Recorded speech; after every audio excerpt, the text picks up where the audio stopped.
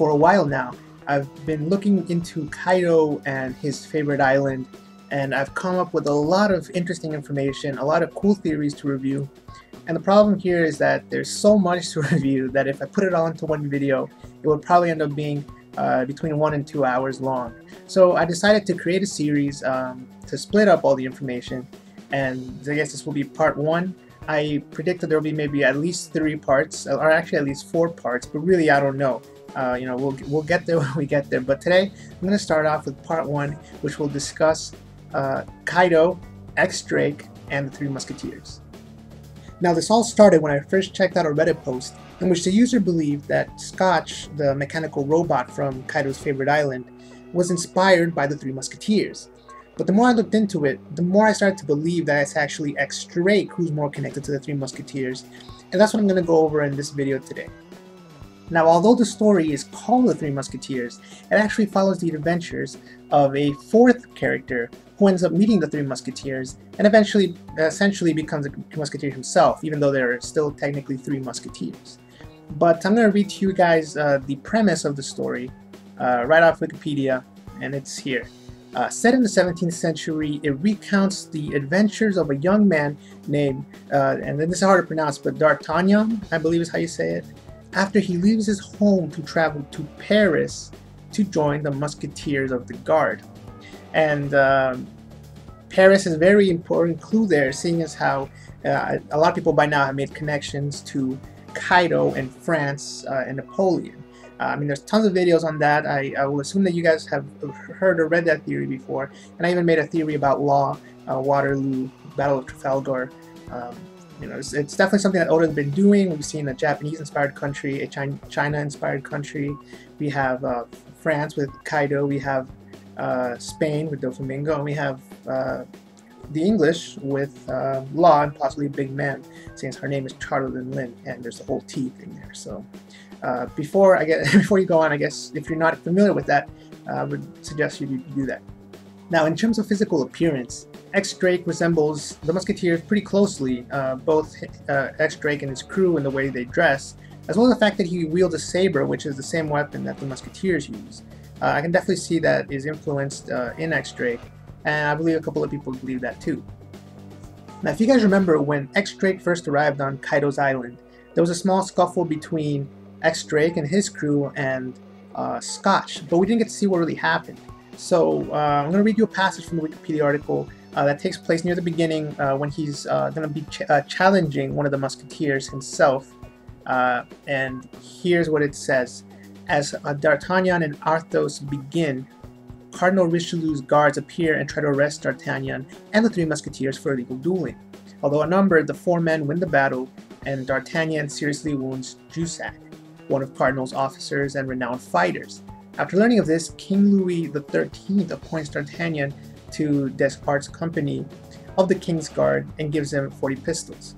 So essentially what happened was that the King of France himself recognized D'Artagnan for his skill and ability and actually promoted him to that rank, which sounds kind of similar to what happened with X-Drake, in that he probably wounded someone, maybe Scotch, maybe someone who tried to interfere, and then Kaido, the King of France, realized what this guy's skill at X-Drake, he's worthy of being in the crew, and appointed him to guard the island. So very interesting there.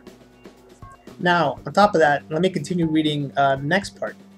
D'Artagnan hires a servant, Planchet, finds lodgings, and reports to Monsieur des Essarts, the guy who he's in charge of guarding. And like I said, we haven't really seen too many people on the island, we don't know who the big shot is on the island.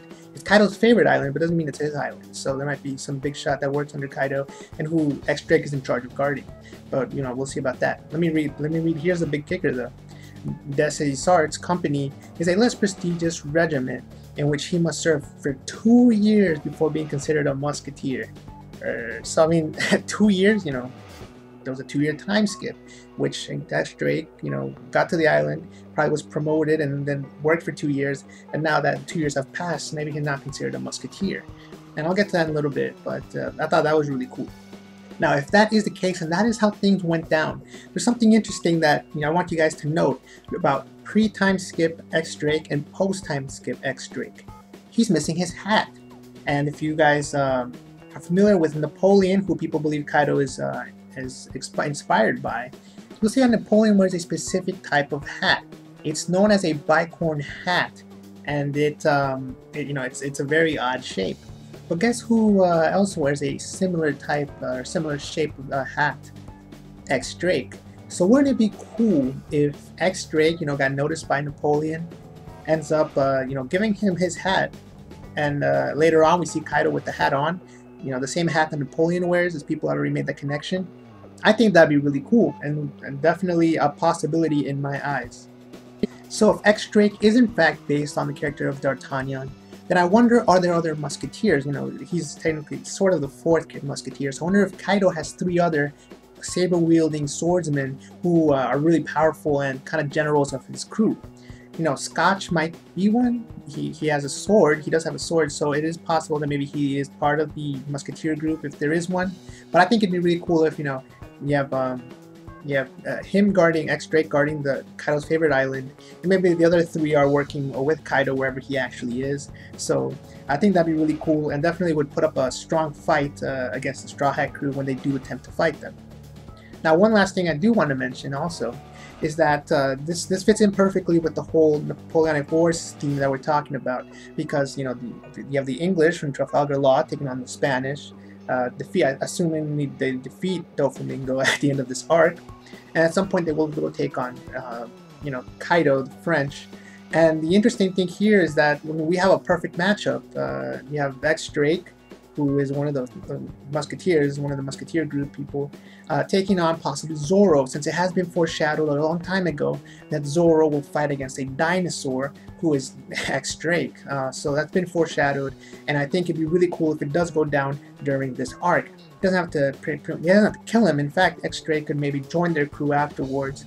But definitely, this battle will go down at some point, I believe. And this will be the perfect time to do it. You have the English crew of Law and Luffy versus the French crew of, you have X Drake and the other Musketeers possibly, and whoever else is part of his crew. So I can't wait to see how that goes down. So that's going to be it for this part 1 of my Kaido Theory series. Let me know what you guys think down below.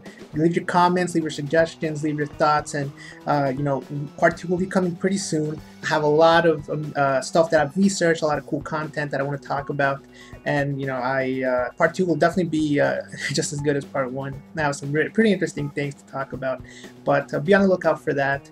Until next time, guys, I hope you guys liked the video. Thanks for watching, and peace.